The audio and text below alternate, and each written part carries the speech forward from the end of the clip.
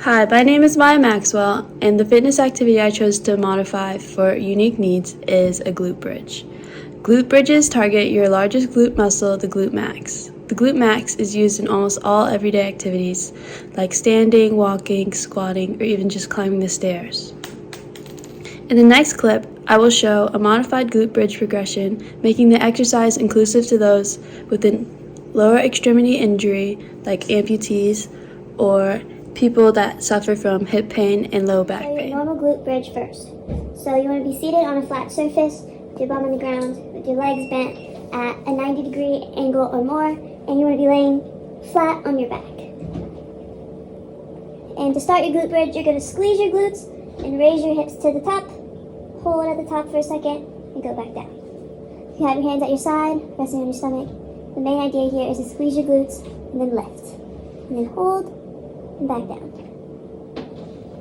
That is a normal glute bridge. Next, I will show you modifications from level 1 to level 3, this being level 4. So this is the level 1 progression. You're going to be still seated with your bum on the ground on a flat surface, and basically you just want to sit in this position and just squeeze your glutes and hold. You can hold for time or as long as you want. The main idea here is to still engage that glute max muscle and squeeze. And this exercise is useful to those that have a lower extremity injury or people that have lower strength levels and aren't unable to hold themselves up. They can just sit and really start working like their mind and body together on this simple exercise. So you sit, you squeeze, you hold for 5 as long as you want, and relax.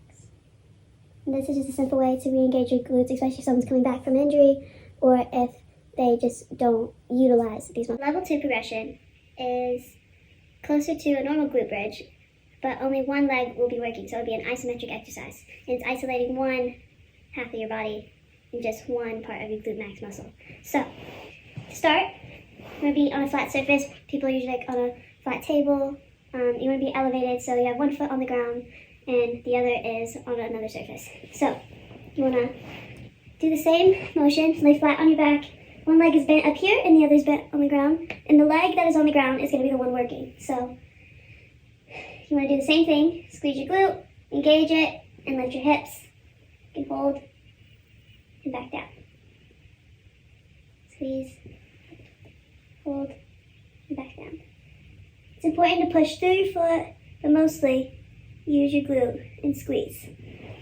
And this is the second part of the progression, which is a little bit closer to normal for those that are able to hold more body weight, have the strength to do so, and most people who are amputees or have a different type of lower extremity injury, such as like an ankle sprain or anything like that, they can utilize their other leg and still work that glute muscle. And the same applies to this side, so you just do the same thing. The one closest to a normal glute bridge, you want to have both feet elevated if able, and you want to lay down on your back and push through your heels and squeeze your glutes just like the other ones. So you're going to squeeze and lift and go back down. Squeeze, lift. These 4 levels of the glute bridge exercise allow the activity to suit all unique needs. Nowadays, most jobs and schooling require long periods of sitting, which